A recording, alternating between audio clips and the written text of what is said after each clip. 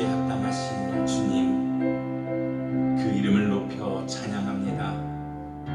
복된 주님의 날, 하나님의 백성들이 주 앞에 나와 예배할 때 하나님께서 기뻐하시며 우리 예배 가운데 좌정하여 주시고 임재해 주시며 충만케 하심을 믿사오니 주여 하늘 문을 여시고 그 은혜로 채워 주시옵소서. 우리의 죄와 허물은 그리스도의 십자가 보혈로 깨끗하게 씻어 주시고 하나님 온전히 신령과 진정으로 주님만 예배케 하여 주시옵소서. 우리의 모든 욕심과 우리의 정욕도 십자가에 못 박게 하시고 온전히 거룩함으로 주님 앞에 나아오게 하여 주시옵소서. 우리의 교만을 깨뜨리시고 우리의 모든 허물과 우리의 모든 약함을 주님께서 덮어 주시옵소서. 주여 그 보혈의 능력을 의지하오니 이 시간 그 보혈의 능력 가운데 우리의 질병을 치유하여 주시고 우리의 삶의 문제들의 그 길을 열어 주시옵소서. 하나님, 이 시간 주 앞에 나와 예배하는 심령들, 하나님을 찬양할 때에 그의 심령이 열려지게 하시며 하나님 앞에 온전히 예배하는 우리 모두가 되게 하여 주시옵소서. 말씀을 들을 때에 우리의 심령이 열려서 그 말씀이 생명의 말씀으로 우리 안에 들려지게 하시고 그 말씀의 삶으로 반응하는 우리 모두가 되게 하여 주시옵소서. 온전한 예배를 주님 앞에 드리기를 간절히 소망하며 예수님의 이름으로 기도합니다.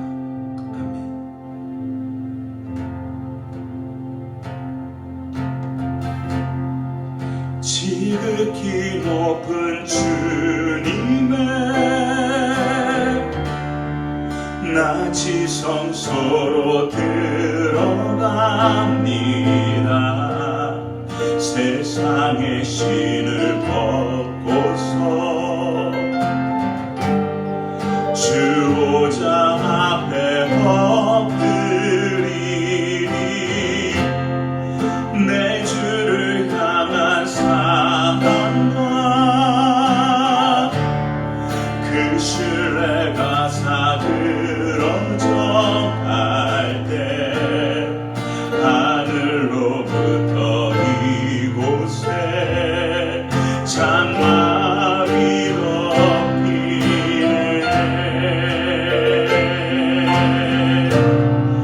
이곳을 덮으소서. 이곳을 비추소서. 내 안에 무너졌던 모든 소망 다 회복하리니 이곳을 지나소서. 이곳을 만지소서. 내 안에 죽어가는 모든 예배 다 살아나리라.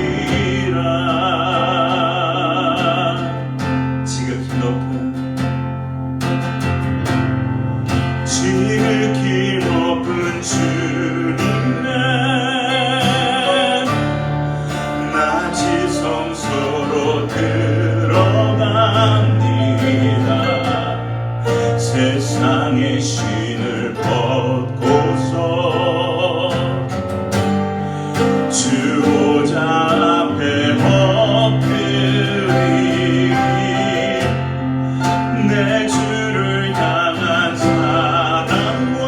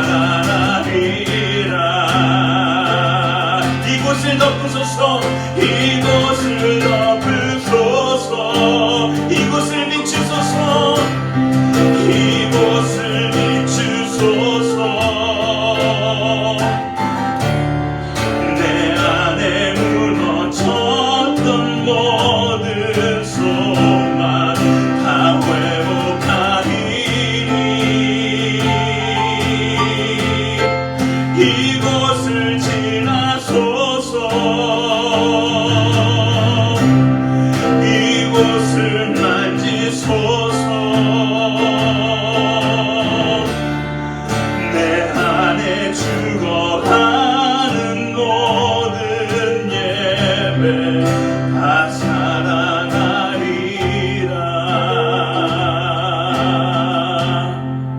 이 세상을 사랑하는 동안에 나의 힘을 의지할 수 없으니 기도하고 낙심하지 말 것을 주께서 참 소망이 되심이라. 이 세상을 살아가는 동안에 나의 힘을 의지할 수 없으니 기도하고 낙심하지 말 것을 주께서 참 소망이 되심이라. 하나님의 꿈이 나의 비전이 되고 예수님의 성품이 나의 인격이 되고 성령님의 권능이 나의 능력이 되길 원하고 바라고 기도합니다. 주의 길을 걸어가는 동안에 주의 길을 걸어가는 동안에 세상의 걸 의지할 수 없으니 감사하고 낙심하지 말 것을 주께서 참 기쁨이 되심이라. 하나님의 꿈이 나의 비전이 되고 예수님의 성품이 나의 인격이 되고 성령님의 권능이 나의 능력이 되길 원하고 바라고 기도합니다. 하나님의 꿈이 나의 비전이 되고 예수님의 성품이 나의 인격이 되고 성령님의 권능이 나의 능력이 되길 원하고 바라고 기도합니다. 하나님의 꿈이 나의 비전이 되고 예수님의 성품이 나의 인격이 되고 성령님의 권능이 나의 능력이 되길 원하고 바라고 기도합니다. 그 손 못 잡고 만져라.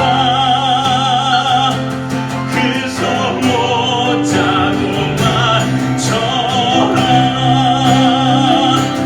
주가 널 지키며 인도하시리. 그 손 못 잡고 만져라. 거친 세상에서 실패하거든 그 손 못 잡고 만져라. 고된 일 하다가 힘을 얻으리 그 손 못 잡고 만져라. 그 손 못 잡고 만져라. 그 손 못 잡고 만져라. 주가 널 지키며 인도하시리. 그 손 못 잡고 만져라. 내가 어둠 속을 걸어갈 때에 그 손 못 잡고 만져라. 주가 참 평안을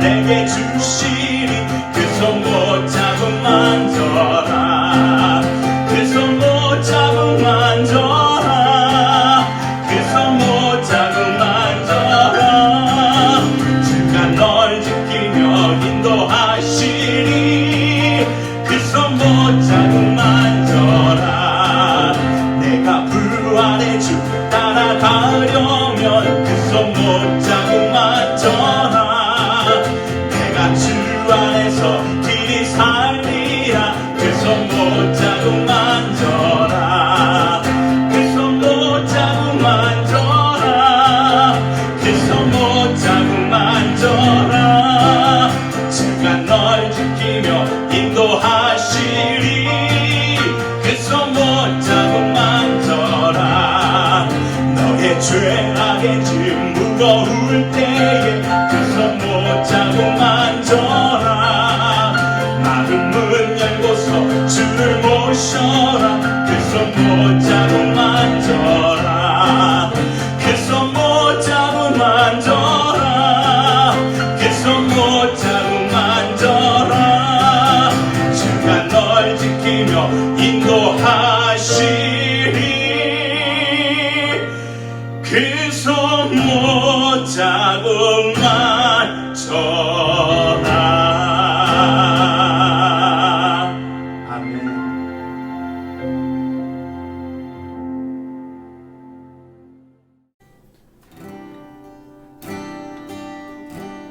Welcome to Generation Worship. Let us all start off in prayer. Oh, dear God, thank you for bringing us together in a time of praise and a time of just spending time with you, God. God, right now we give you all our sins. We give you every worries, Lord, every pain that we're dealing with right now. And we confess, Lord, that we need you, Lord. So God, will you just cleanse us of our sins? And God, will we just be one with you today? Will we just hear from you today, Lord? Because that's what we come here for.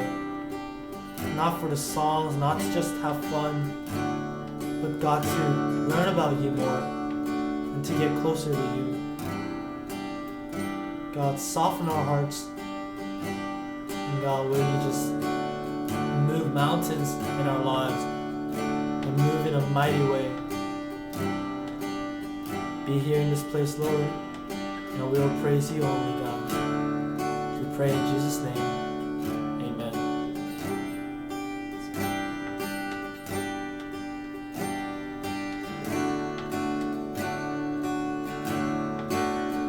You give life, you are love, you bring light to the darkness, you give hope, you restore every heart that is broken.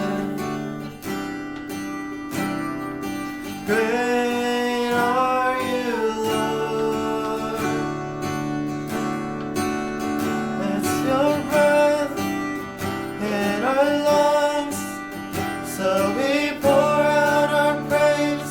We pour out our praise. It's your breath in our lungs, so we pour out our praise to you only.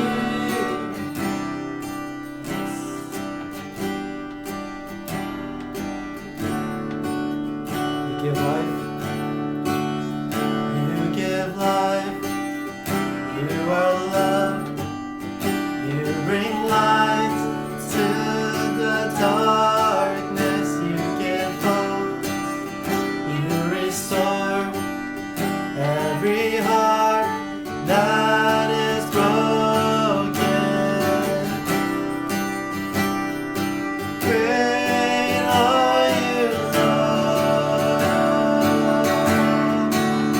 It's your breath in our lungs, so we pour out our praise. Pour out our praise. It's your breath in our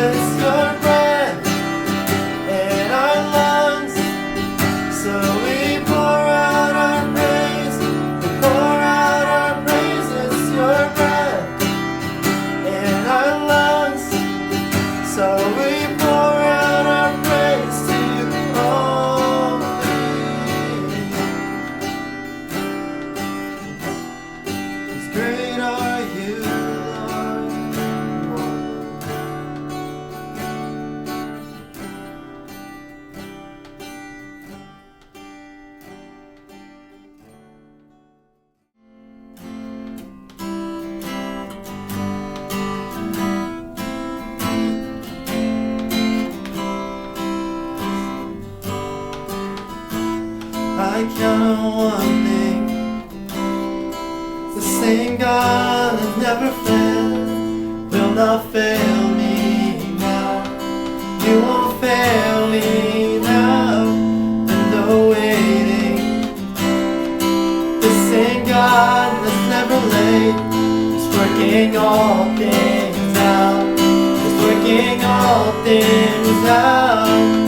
Oh yes, I will lift you high in my lowest valley. Yes, I will bless your name. Oh yes, I will sing for joy when my heart is heavy all my days. Oh yes, I will.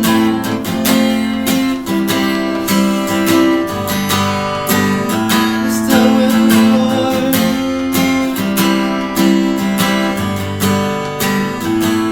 I count on one thing. The same God that never fails will not fail me now. Will not fail me now. I'm still waiting. The same God that's never late is working all things out. Is working all things out. Oh yes, I will lift you high in the lowest valley. Yes, I will bless your name. Oh yes, I will sing for joy when my heart is heavy all my days. Oh yes, I will for all my days. Oh yes, I will. I choose to praise, to glorify, glorify the name of all names. And nothing can stand against. And I choose to praise you, Lord, to glorify, glorify the name of all names. And nothing can stand against. And I choose to praise, to glorify, glorify the name of all names. And nothing can stand against. And I choose to praise, to glorify, glorify the name of all names. And nothing can stand against. Oh yes, I will lift you high in the lowest valley. Yes, I will bless your name. Oh yes, I will sing for joy when my heart is heavy all my days. Oh yes, I will for all my days. Oh yes, I will for all my days. Oh yes, I will.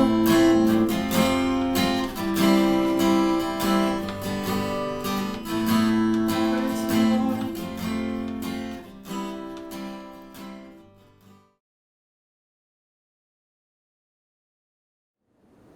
사랑하시는 주님, 주님께서 저희들과 항상 함께 하시고 계셨음에 무한 감사드립니다. 주님, 저희들 한 주간도 알고 혹은 모르고 지은 죄투성이었습니다. 더 가지려고 했고 시기했으며 게을렀습니다. 죄 가운데 살면서 지은 죄를 나는 용납하고 남은 용납해 주지 못했습니다. 입술로 범죄했고 판단하기에 바빴으며 용서치 못한 마음으로 나 자신과 상대를 괴롭혔습니다. 우리들의 사정을 아시는 주님, 우리들을 용서해 주시고 우리로 화평을 누리게 하여 주시옵소서. 한 주간도 어수선한 한 주간이었습니다. 한국의 코로나는 꺾일 줄 모르고 확진자가 늘었습니다. 정치적으로는 서로 반목합니다. 경제는 무너집니다. 주께서 고국을 지켜주시고 더 이상의 재앙을 당하지 않도록 지켜주시옵소서. 미국의 어려움을 주께서 아시오니 11월 대선을 주관하시며 주님이 선택하신 사람을 세워 주시옵소서. 미국도 태풍과 홍수, 폭동, 그리고 코로나 바이러스의 위협으로부터 건져주시고 예전 청교도들이 세운 땅의 정신을 다시 한번 회복시켜 주시기를 간절히 기도합니다. 사람이 사람다워지고 주님 앞에 겸손해지기를 간절히 원합니다. 이디오피아 전성훈 선교사님의 사역을 지지하심에 감사드립니다. 마스크 등의 용품들이 잘 도착하게 하여 주심에 감사드립니다. 이디오피아 땅을 축복하시고 어려움 당하지 않도록 지켜주시옵소서. IT의 유경민 선교사님께도 지혜를 주시고 학교가 개학을 하였사오니 아이들도 안전하게 보호하여 주시옵소서. 한국에 계신 하신주 선교사님께도 건강히 맡은 바 사명 잘 감당케 하여 주시옵소서. 저희 교회의 선교의 사명이 점차 넓어지고 깊어지기를 소원합니다.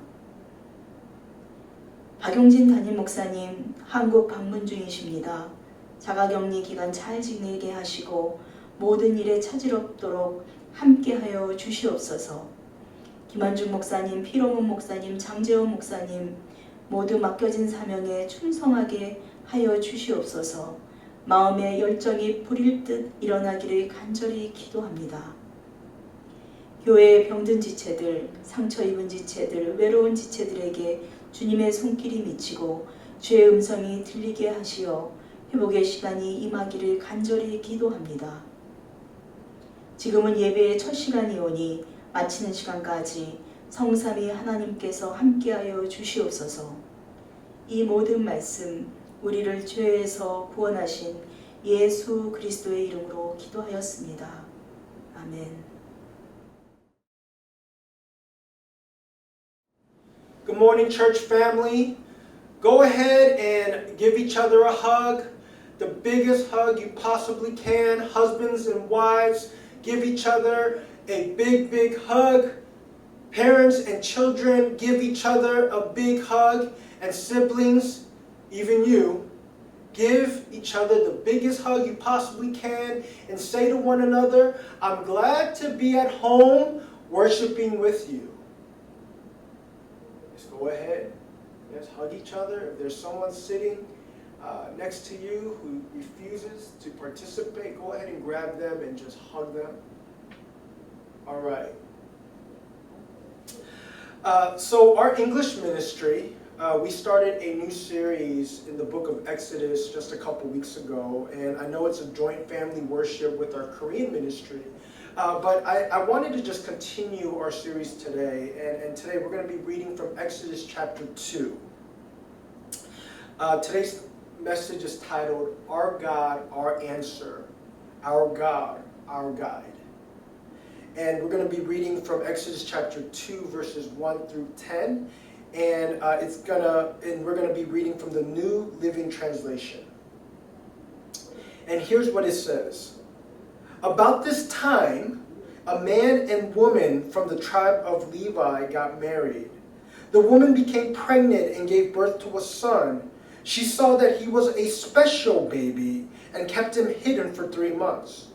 But when she could no longer hide him, she got a basket made of papyrus reeds and waterproofed it with tar and pitch. She put the baby in the basket and laid it among the reeds along the bank of the Nile River. The baby's sister then stood at a distance, watching to see what would happen to him. Soon Pharaoh's daughter came down to bathe in the river, and her attendants walked along the river bank. When the princess saw the basket among the reeds, she sent her maid to get it for her. When the princess opened it, she saw the baby. The little boy was crying, and she felt sorry for him. This must be one of the Hebrew children, she said. Then the baby's sister approached the princess. Should I go and find one of the Hebrew women to nurse the baby for you? She asked. Yes, do, the princess replied. So the girl went and called the baby's mother. Take this baby and nurse him for me. The princess told the baby's mother, I will pay you for your help. So the woman took her baby home and nursed him. Later, when the boy was older, her mother brought him back to Pharaoh's daughter, who adopted him as her own son. The princess named him Moses, for she explained, I lifted him out of the water. Amen. So today, I have 2 quick points for you from this very rich text that we read. The first point is this: God is already working on the answer. Can you go ahead and say that with me? God is already working on the answer. A new Pharaoh has come to power in Egypt, and he saw that the Hebrew people were growing strong and prosperous, and he felt threatened by that. So what he does is oppress the people. But the Israelites kept persevering, and they kept growing and multiplying. And so what the Pharaoh finally does is order the killing of every newborn Hebrew male. Because if he can kill the males, he can stop the multiplication of the Israelites. In verse 1 of our passage today, it says, about this time. So it means that this all took place about the time when Pharaoh ordered the genocide of every newborn Hebrew male. About this time, the Bible says, a baby was born to a man and woman from the tribe of Levi. God already started working on the answer for Israel's problem. See, about this time, when the Pharaoh orders the killing of every newborn Hebrew male, God gives this Hebrew couple a baby who we know will be Moses, the man God will use to bring the Israelites out of the slavery in Egypt. Do you see it? God was already working on the answer for Israel's problem. What problems are you facing today?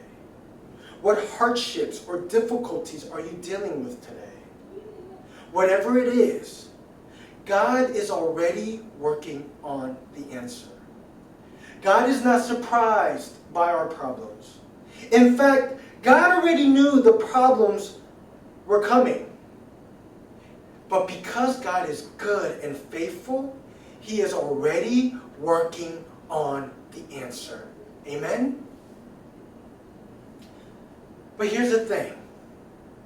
It will take some time for God's answer to come to life. The Bible says Moses was 40 years old when he fled from Egypt, and he returned to Egypt 40 years later, which means he was 80 years old when he led the people out of Egypt. So from the time Moses was born to the time he led the Israelites out of Egypt, 80 years went by. See, but God did not forsake His people throughout that time. He was simply working on their answer. Whatever your problem might be, financial problems, relationship problems, working problems, addiction problems, God is already working on the answer. Amen? Is there too much for the Lord? Nothing is too much for God. There is nothing that God cannot answer. Say, God is working on my answer. Point number 2 is this. God guides us through unpredictable circumstances. Go ahead and say that with me. God guides us through unpredictable circumstances. We are clearly in a very unpredictable time in our world. Everything is basically a big question mark. But church, God is guiding us. It might not feel like it because we feel uncertain. But our God, who knows all things and who is in control of all things, is and will guide us through all the unpredictability. Let me show you what I'm talking about. The Bible says that the mother saw there was something special about the baby. This is such an interesting statement, isn't it? Have you ever met a parent who thought their child was the most special child in the world?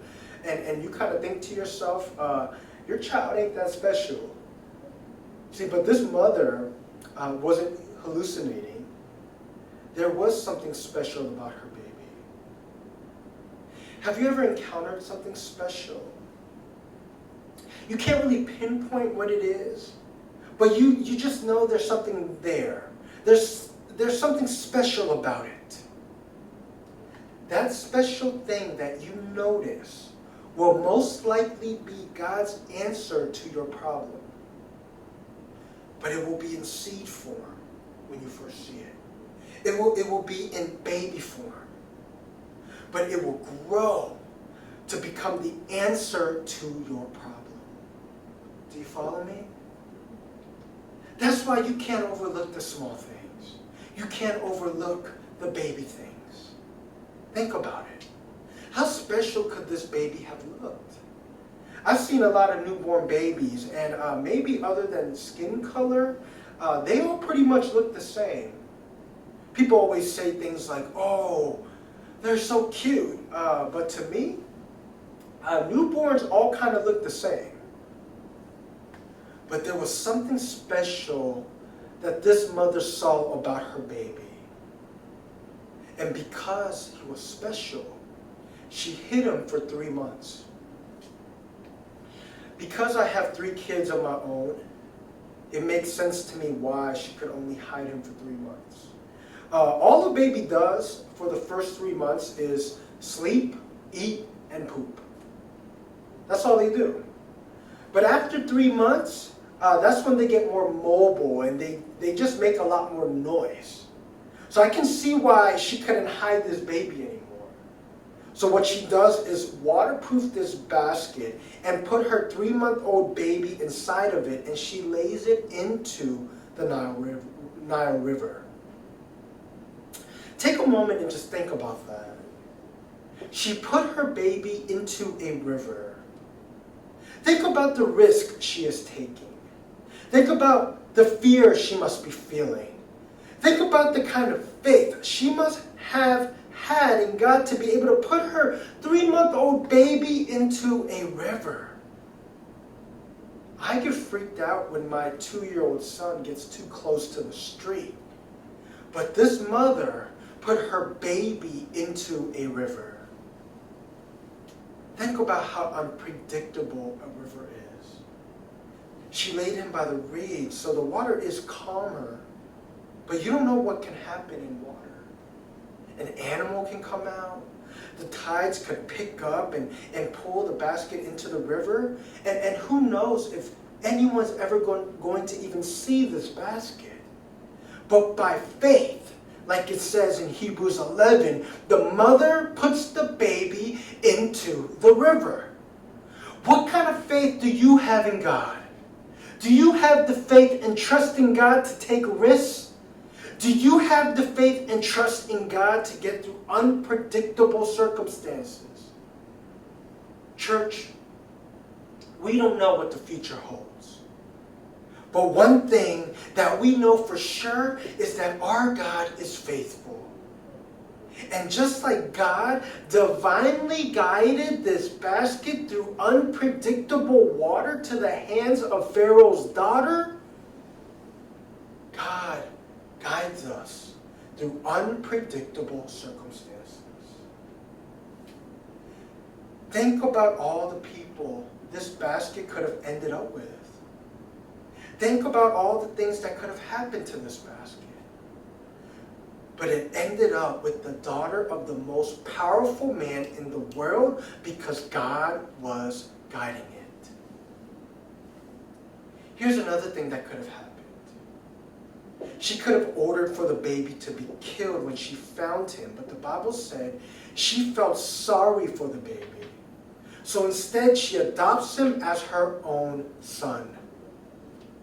See, this all happened because God was guiding it. We are probably living in the most uncertain times we ever have. But do not lose faith and trust in God's faithfulness. God has not forsaken us. God is guiding us through all this unpredictability. And God is already working on an answer. Amen? Amen.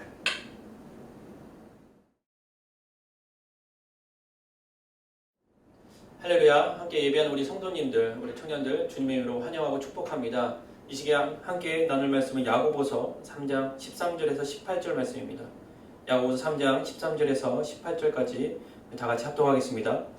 여러분 가운데 지혜롭고 분별력 있는 사람이 누구입니까? 선한 행실을 통해 지혜에서 나오는 온유함으로 자기의 행위를 보이십시오. 그러나 여러분의 마음에 지독한 시기심과 야심이 있다면 자랑하거나 진리를 대적해 거짓말하지 마십시오. 이 지혜는 하늘에서 오는 게 아니라 세상적이고 정욕적이며 마귀적입니다. 시기심과 야심이 있는 곳에 혼란과 온갖 악한 행위가 있습니다. 그러나 하늘에서 오는 지혜는 무엇보다 성결하고 또한 화평하며 관용하고 양순하며 긍휼과 선한 열매가 가득하며 편견과 위선이 없습니다.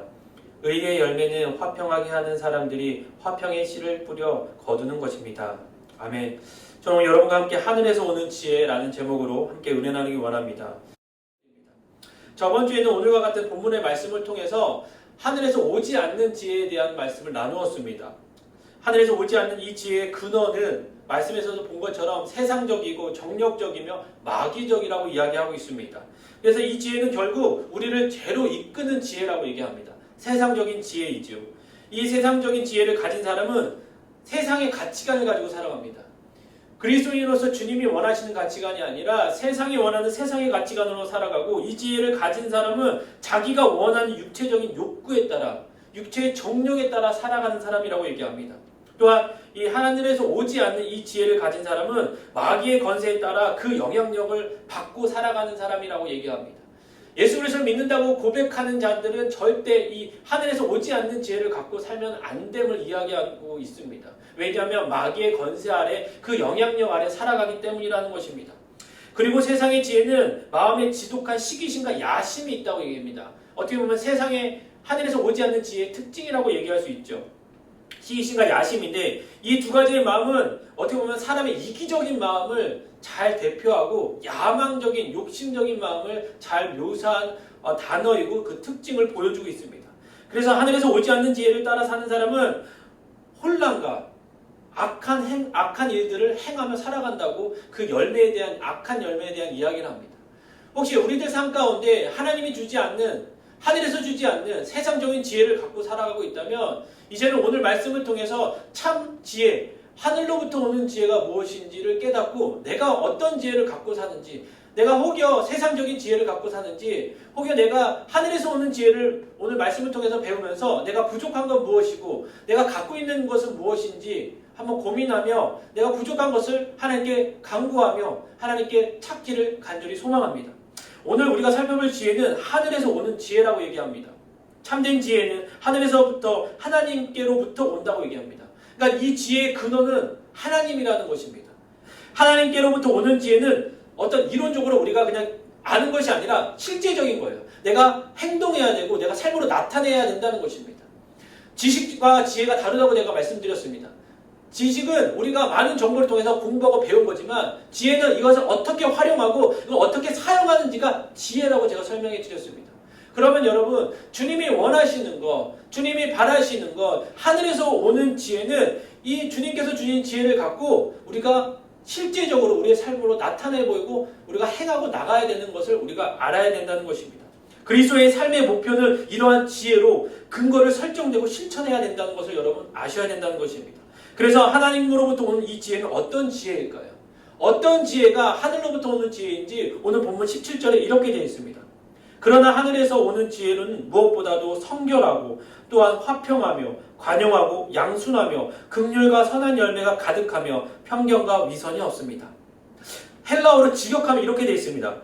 그러나 위로부터 지혜는 첫째로 참으로 순결하다. 그런 다음에 평화로운, 온순한, 순종하는, 긍휼한, 선한 열매들이 가득한, 치우치지 않는, 거짓이 없는, 이렇게 이야기하는 것이 헬라어로 직역한 이야기인데, 야고보 사도가 본문에서 말하는 하늘에서 오는 지혜의 특징은 8가지를 이야기하고 있습니다. 그래서 우리는 이제 참된 지혜의 특징 8가지를 함께 좀 나누면서 우리가 갖고 있는 지혜가 무엇인지, 혹여 부족한 것이 있다면 그 지혜를 주님께 간구할 수 있기를 간절히 소망합니다. 첫 번째로 성결입니다. 성결은 순결함, 정결함, 무죄함, 책망할 것이 없는 거룩함이라는 그런 뜻이 있습니다.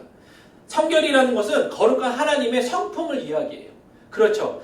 예수를 믿는 그리스도인이라면 하늘로부터 오는 지혜의 그 성결함을 갖고 있어야 돼요. 깨끗한 것이 주님이 원하신 거고, 깨끗함이 우리의 삶 가운데 나타나야 된다는 것입니다. 모든 악함으로부터 깨끗하고 더럽혀지지 않는 것을 성결이라고 얘기합니다. 하늘로부터 오는 첫 번째 지혜가 성결이라고 하는데, 이 깨끗함이 없이는 우리가 그 지혜를 주님께도 우리가 나타나 보이거나 나갈 수 없음을 우리가 알아야 된다는 것입니다. 오직 하나님만을 섬기며 더럽거나 불의하거나 두 마음을 품지 않는 것을 성결이라고 얘기합니다. 즉 도덕적으로나 영적으로나 결함이 없고 정말 주님의 은혜 가운데 모든 악한 태도나 동기가 없는 것을 성결이라고 얘기합니다. 여러분, 우리가 하나님으로부터 오는 그 지혜를 갖고 나갈 때 이런 성결함을 갖고 나가야 된다는 것입니다. 이런 성결한 하나님의 성품이 있어야 된다는 것입니다. 둘째로 화평입니다. 이 화평은 화목한 관계를 만드는 이라는 뜻으로 평화로운, 평온한 이라는 뜻이 있습니다. 즉 분쟁이나 시기심 그리고 이기적인 욕망을 극복할 수 있게 만드는 것이 화평입니다. 여러분, 우리 삶 가운데 내가 화평의 사람인지 아니면 분란의 사람인지를 한번 여러분 고민해 보셔야 돼요. 내가 있는 곳에 내가 사람들을 화평하게 만들고 내가 있는 곳에 하나님의 말씀을 전하는 사람인지, 아니면 내가 가면 분란이 일어나고 자꾸만 분열이 일어나는 사람인지 여러분 한번 고민해 보셔야 된다는 것입니다. 그런데 이 화평은요, 가장 중요한 게 내가 할 수 있는 게 아니라 하늘로부터 오는 지혜의 대부분이 그렇지만 특별히 이 화평은 성령의 인도하심이 있어야 돼요. 성령의 도우심이 없이는 이 화평할 수 있는 것이 없다는 것입니다. 그래서 성령의 도우심을 얻어서 우리가 화평한 삶을 살아내야 된다는 것입니다. 그렇기 때문에 위로부터 난 지혜가 드러나면 화평해진다는 거예요. 뒤에서도 다시 한번 제가 또 한번 말씀드리겠지만 이 화평이 있어야 이 하나님으로부터 오는 지혜가 나타내질 수 있다는 것입니다. 드러나면 또한 화평이 나타난다고 이야기하고 있습니다. 여러분, 우리의 본성은 이렇게 뭔가 사이좋게 지내고 싶거나 친하게 지내고 싶은 그런 본성이 아니라 자꾸만 시기하고 질투하고 재성이 있기 때문에 싸우고 싶어하는 우리도 모르는 본성이 있습니다. 그렇기 때문에 성령의 도우심을 받아서 우리 마음 가운데 그 하늘로부터 오는 지혜의 화평이 있어야 주님이 원하시는 그 삶을 살아낼 수 있다고 이야기합니다. 세 번째로 관용입니다. 이 관용은 온유하고 친절한 열린 마음이라는 뜻을 갖고 있습니다. 성경에는 주로 왕으로부터 하나님의 성품을 묘사할 때 이 관용을 많이 사용하는데, 죄인에 대해서는 단호하게 징벌할 수 있음에도 불구하고 용서하고 인내하는 온유와 자비로 나타내는 것을 관용이라고 얘기합니다. 한마디로 품는 것이에요. 관용은 누군가를 내가 품는 것을 이야기하고 있다는 것입니다.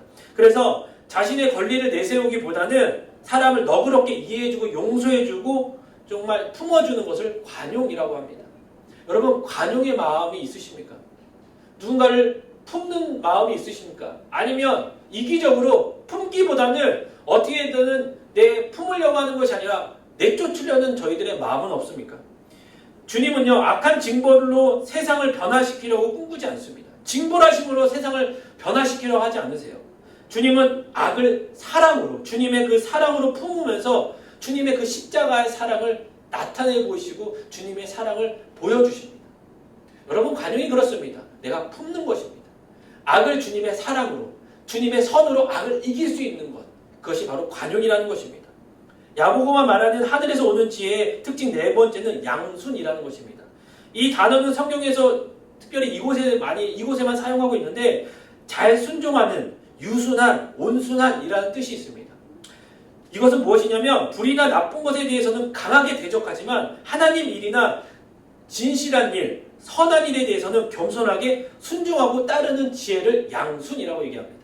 그냥 양순이라고 하면 그냥 순수하게 그냥 술에 술 탄 듯 물에 물 탄 듯 그래 다 좋아 이렇게 얘기하는 것을 양순이라고 절대 그러지 않고, 어리석거나 어리숙한 모습이 양순이 절대 아니라 진리 앞에서 정말 불의를 보고서는 타협하지 않는 마음이지만 진리를 보고 또한 선한 일, 하나님에 대해서는 순종하고 가르침을 잘 받는 사람이 양순이라고 얘기합니다. 그래서 여러분 이런 양순의 지혜를 갖고 세상에 나가셔야 된다는 것입니다. 다섯 번째는 긍휼입니다. 이 긍휼은 불쌍히 여김, 동정심, 자비심을 뜻하지만 실제적인 면을 그런 면을 가리켜요. 동정심을 가리킵니다. 즉 가난한 자를 보면 소외된 사람을 보면 사랑의 마음을 갖고 정말 그 사랑을 베푸는 것을 긍휼이라고 얘기합니다. 여러분 긍휼한 마음이 있으셔야 돼요. 자, 은혜는 무엇입니까? 자격 없는 자에게 복을 베푸는 게 은혜라고 얘기하죠. 그럼 긍휼은 벌을 받아야 할 자에게 벌을 내리지 않는 것을 긍휼이라고 얘기합니다. 여러분 그래서 긍휼의 마음이 있으셔야 돼요. 가난한 자들을 봤을 때 긍휼한 마음이 있어서 사랑을 통해서 도움을 줘야 되고요. 세상의 지혜는 잘못된 실수를 비난하고 정죄하지만 긍휼은 용서와 자비의 마음이 있다는 것입니다. 이해해주는 마음이 있어요. 그래서 여러분 긍휼의 마음이 있으셔야 합니다. 사실 이제 여섯 번째 선한 열매랑 긍휼이 같이 붙어 있습니다. 사실은 왜냐하면 선한 열매는 선한 행위가 열매처럼 밖으로 나타내 보이는 게 선한 열매인데 선한 열매에 앞서 말하는 그 긍휼과 연결되어 있는 것으로 긍휼과 선한 열매가 하나의 특징이에요. 긍휼함을 통해서 선한 열매가 나타나는 거예요. 그렇죠? 정말 선한 열매를 품고 선한 마음으로 용서했을 때 이 선한 열매가 나타난다는 것입니다. 그래서 여러분 불쌍히 여김으로 나오는 그 행함을 통해서 우리가 선한 열매를 얻을 수 있다고 얘기합니다. 일곱 번째 특징이 뭐냐면 또한 편견이 없는 것이라고 얘기합니다. 자, 편견이 없다는 것은 뭐냐면 편파적이지 않는 또한 편견이 없는 차별하지 않는 것을 뜻합니다. 근데 여러분 우리는 자꾸만 편을 나누려고 합니다. 자꾸만 내 생각이 맞아서 얘는 이런 사람, 쟤는 저런 사람이라고 우리가 구분하기 시작합니다.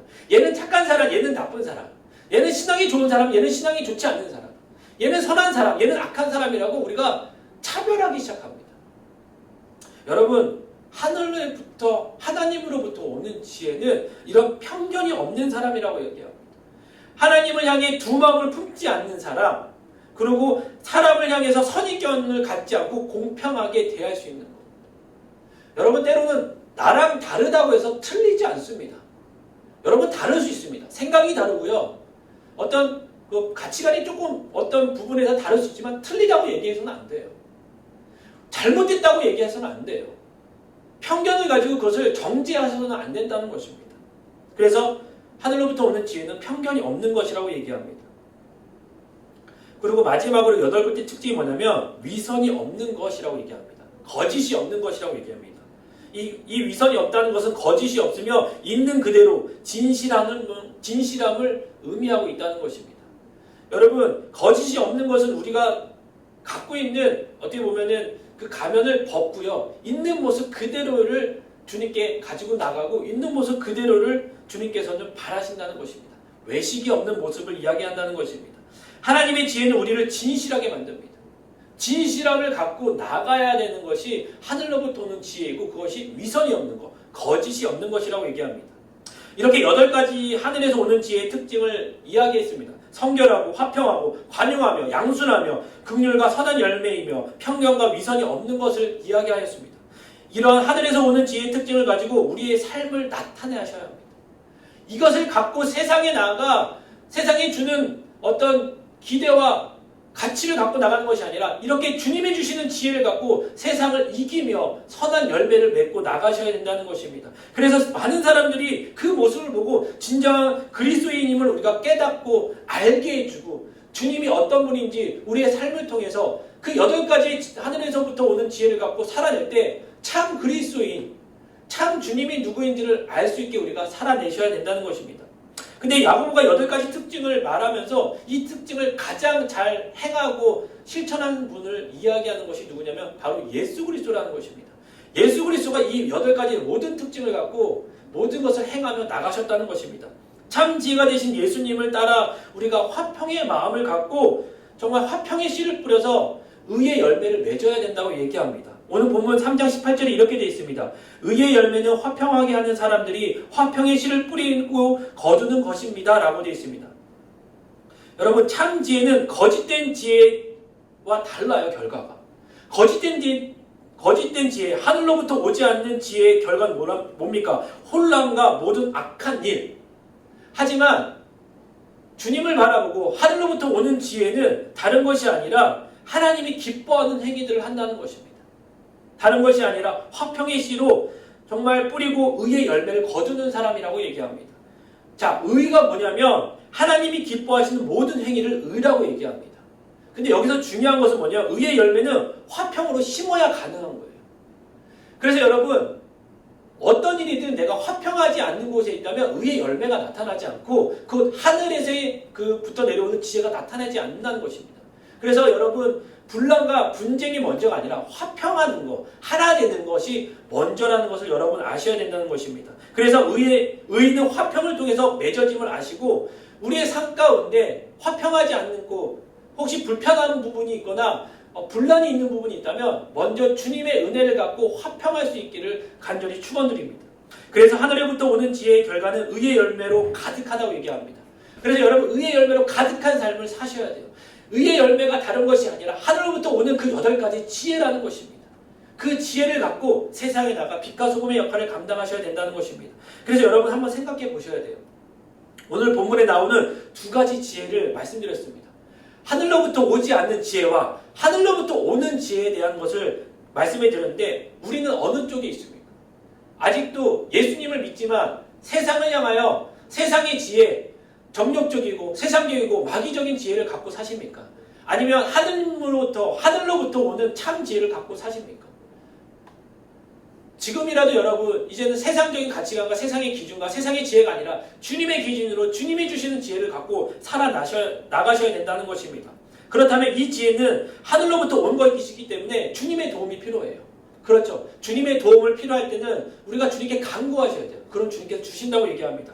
야고보서 1장 5절에 이렇게 되어 있습니다. 여러분 가운데 누구든지 지혜가 부족하면 모든 사람에게 후히 주시고 꾸짖지 않으시는 하나님께 구하십시오. 그러면 주실 것입니다. 여러분, 부족한 지혜가 있으십니까? 여러분, 이제는 저희가 주님께 간절히 간구하길 바랍니다. 구하시길 바랍니다. 그럴 때 주님께서 하늘로부터 오는 그 8가지의 지혜를 저와 여러분의 삶 가운데 풍성히 주시며 그 삶을 나타내 보이시며 선한 열매를 맺기를 주님도 원하시고 그렇게 살아가기를 주님의 이름으로 간절히 축원드립니다.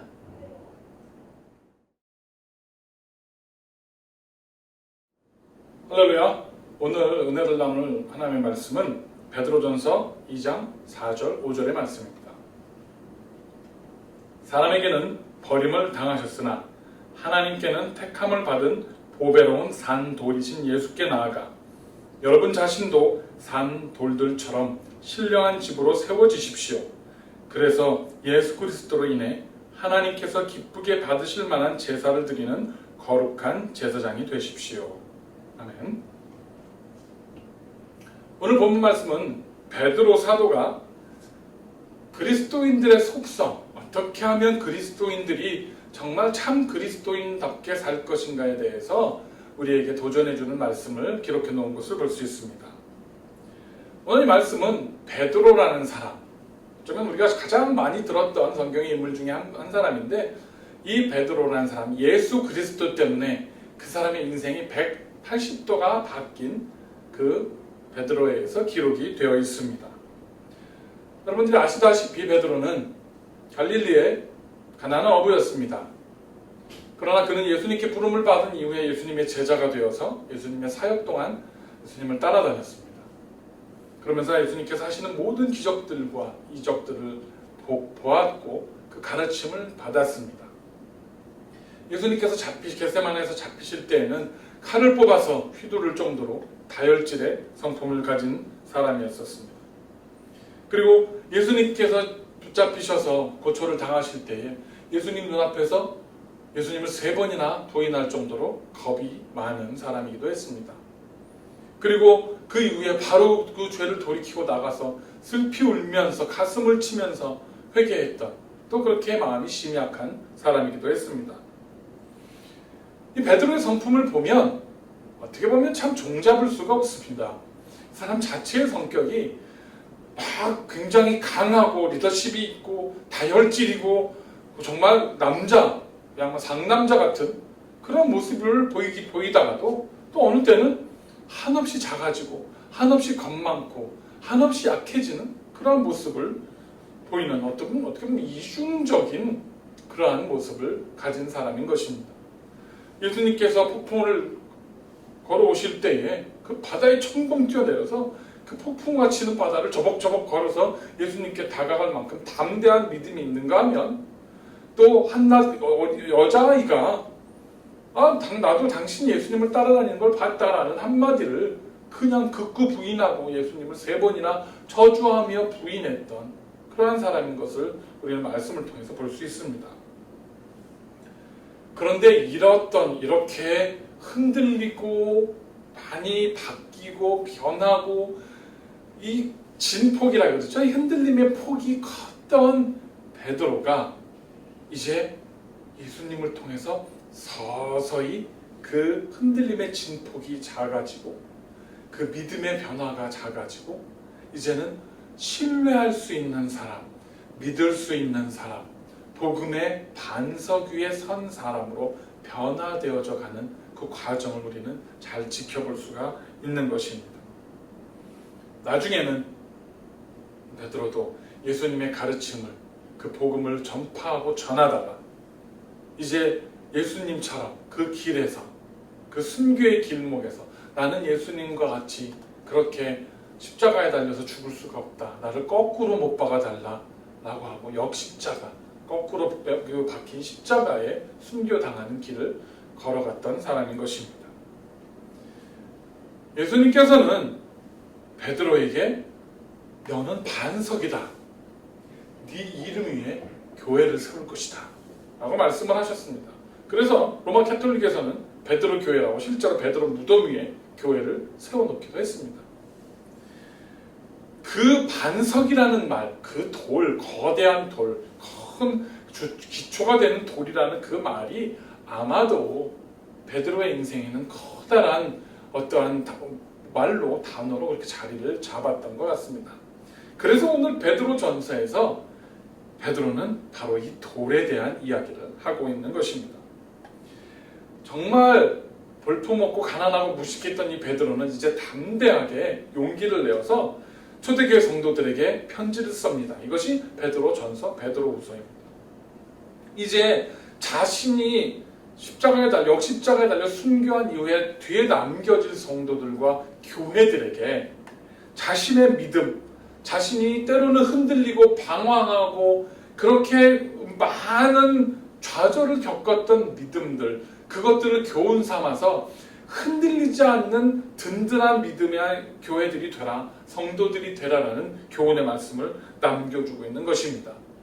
이 서신서는 사실은 2000년 전에 있었던 초대교회의 그 성도들에게 쓴 서신서이기도 하지만 사실 오늘날을 사는 저와 여러분, 우리들에게도 똑같이 들려주는 교훈의 말씀이라고 할 수 있습니다.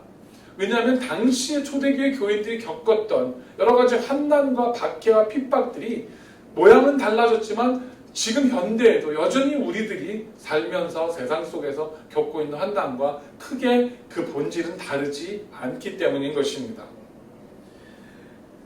베드로는 그 당시에 이제 전역에서 사역하고 있던 사역자들과 교회의 리더들과 또 교회의 성도들에게 어떻게 하면 그리스도 안에서 충만한 삶, 요동치 아니하는 믿음을 가질 수 있는지에 대해서 말을 해주고 있습니다. 그 비결은 뭐냐면 이 두 가지의 속성, 베드로 자신이 그랬던 것처럼 그리스도인이 가지고 있는 두 가지의 속성을 잘 조화를 이루어야 한다라는 교훈을 들려주고 있는 것입니다. 성숙한 그리스도인들은 강합니다. 때로는 순교의 그런 두려움 앞에서도 담대하게 그 순교의 길을 찬송하며 영광을 하나님께 돌리면서 그 순교의 길을 묵묵히 걸어가는 그런 담대한 믿음의 용사들입니다.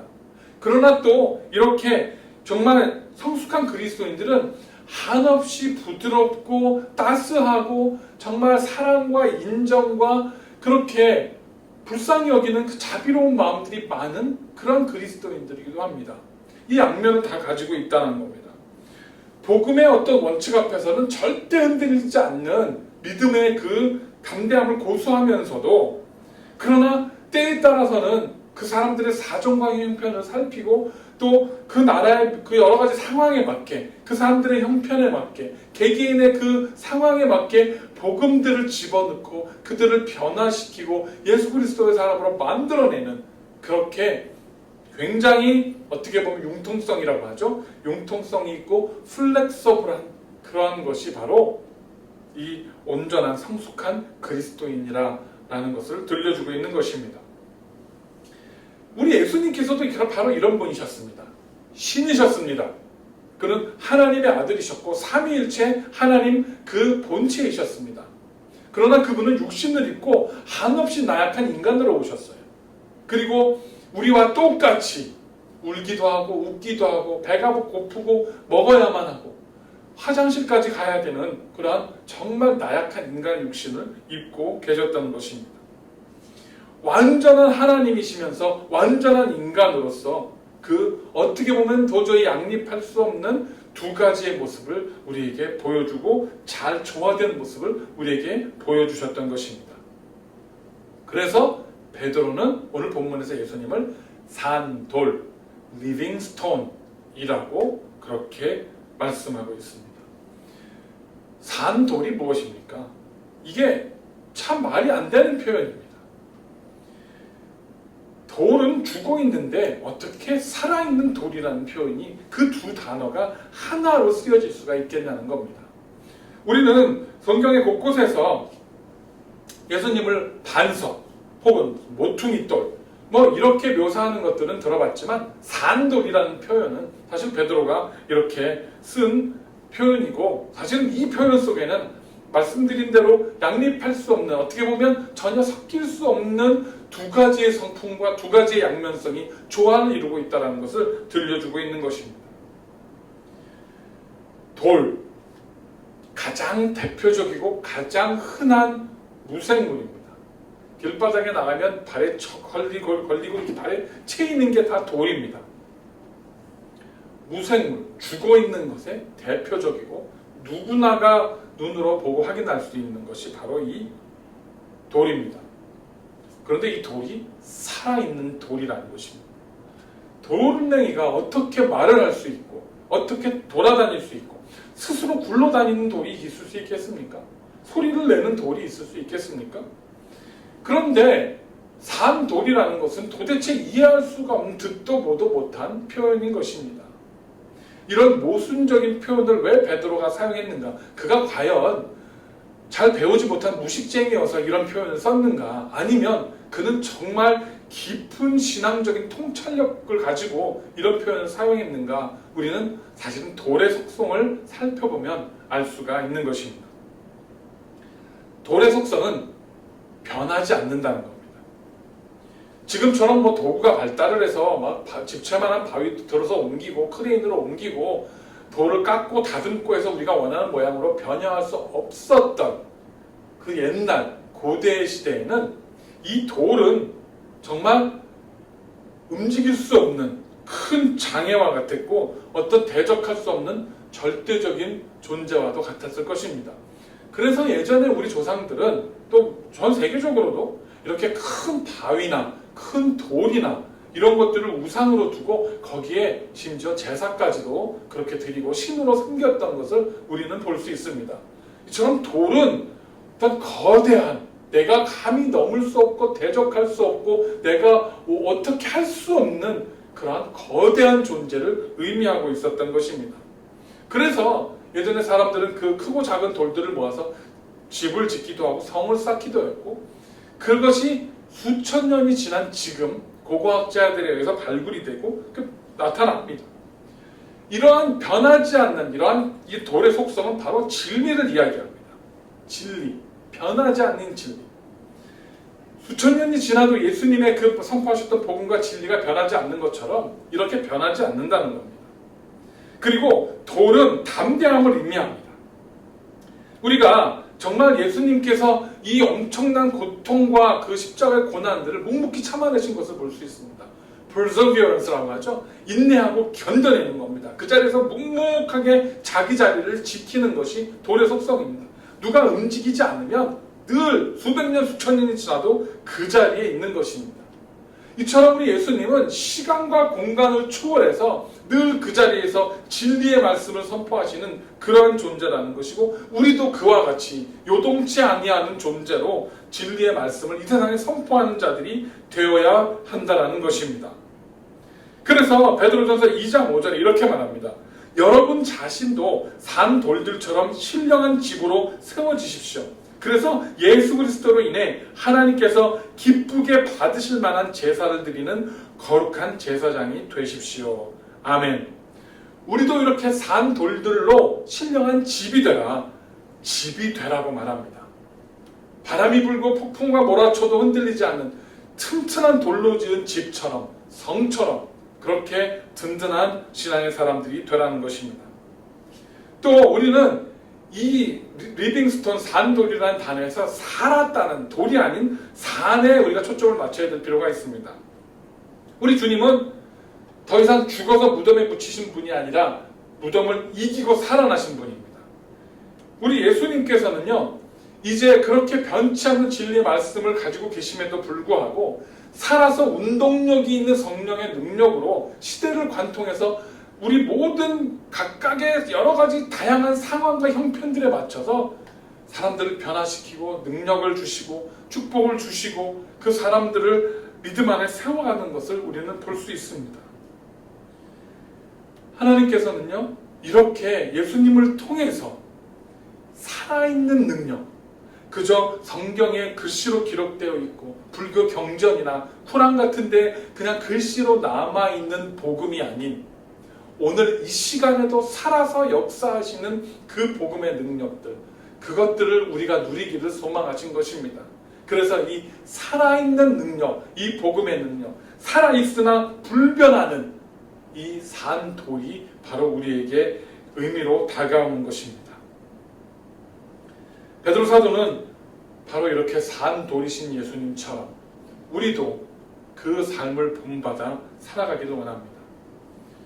버림을 받았다 할지라도 제 몫을 다하고 누가 알아주지 않아도 묵묵하게 모퉁이돌로 기초로 나를 밟고 일어설지언정 내가 그것을 받쳐주겠다라고 하는 섬김의 모습으로, 그러나 함부로 누가 할 수 없는 담대함 속에서 복음을 증거하며 살아가는 그런 예수님의 발자취를 따라서 산 돌이 되어지시는 그렇게 든든한 요동치 않는 그런 능력의 성도들이 되어주신 우리 워싱턴 온누리교회 모든 성도님들이 되시기를 간절히 축원합니다.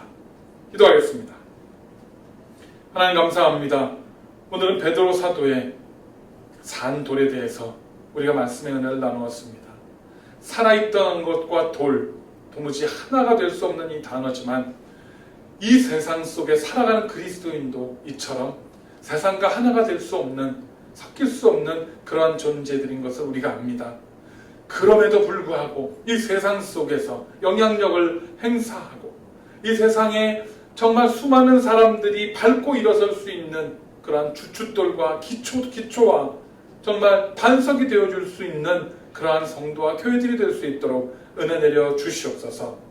수천 년이 지나도 바람과 풍파와 세파가 몰아쳐도 흔들리지 않고 요동치 아니하는 그 자리에 우뚝 서 있는 다윗처럼 그렇게 능력 있는 사람으로, 요동치 아니하는 심지가 곧은 사람으로 주님 앞에 설 수 있는 산돌 되어진 우리 모든 성도들과 우리 교회가 되어지도록 역사하여 주시옵소서.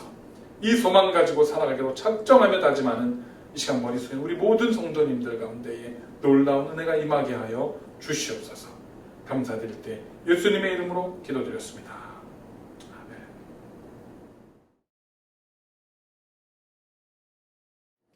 광고 말씀 나누는 시간입니다. 벌써 8월 마지막 주입니다. 이제는 9월로 접어들고 벌써 이제는 더위도 한풀 꺾이고 가을로 들어가는 것 같습니다.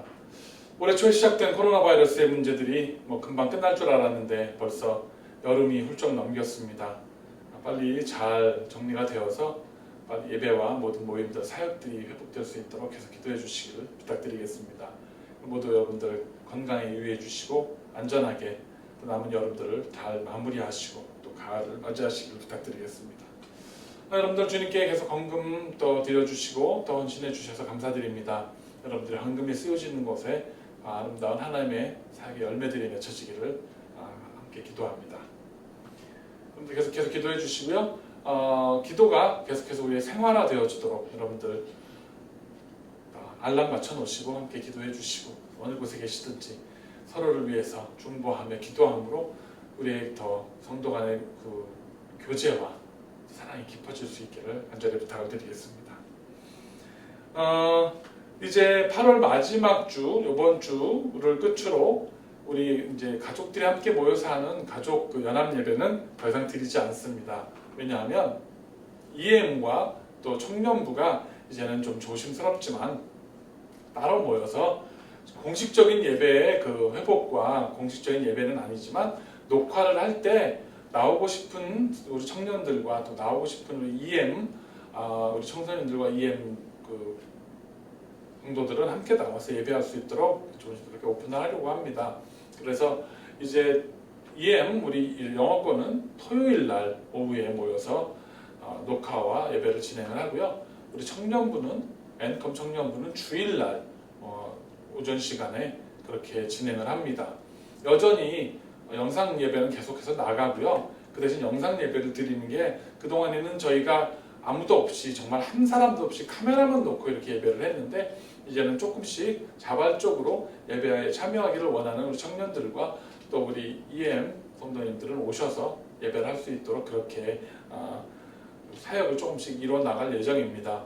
그렇게 모여도 우리는 지금 N컴도 청년도 또 EM도 15명이 넘지를 않습니다. 그래서 충분히 그 사회적 거리를 안전거리를 확보할 수 있고 또 조금씩 서로 모여서 함께 인터랙티브하게 예배하는 모습들을 회복해 나가려고 합니다. 기억해 주시고 기도해 주시고 또 다들 마스크 꼭 쓰고 또 모이고 나면 꼭 소독하고 각자 담당 사역자들의 지휘 아래 그렇게 하고 있으니까 여러분들 관심 갖고 격려해 주시기를 부탁드리겠습니다.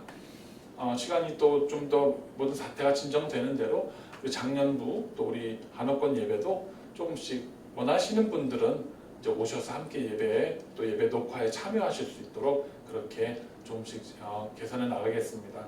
계속해서 교회를 위해서 또 우리 사역자들을 위해서 또 교회 리더를 위해서 기도해 주시고요. 가을 겨울이 되어가면서 모든 사역들이 온전히 회복될 수 있도록 그렇게 관심 가져주시고 기도해 주시기를 부탁드리겠습니다. 기도하겠습니다. 이제는 우리 주 예수 그리스도의 은혜와 우리 아버지 하나님의 극진하신 사랑하심과 성령님의 감화감동 역사하심이 예배를 사모하며 하나님의 사역들을 감당하기에 힘쓰며 애쓰는 우리 워싱턴 온누리교회 모든 사역자들 위해와 교회 리더들 위해 택하신 우리 모든 성도님들 각 가정 위해 지금으로부터 영원까지 함께 하시기를 간절히 축원하옵나이다. 아멘. 예배를 마쳤습니다.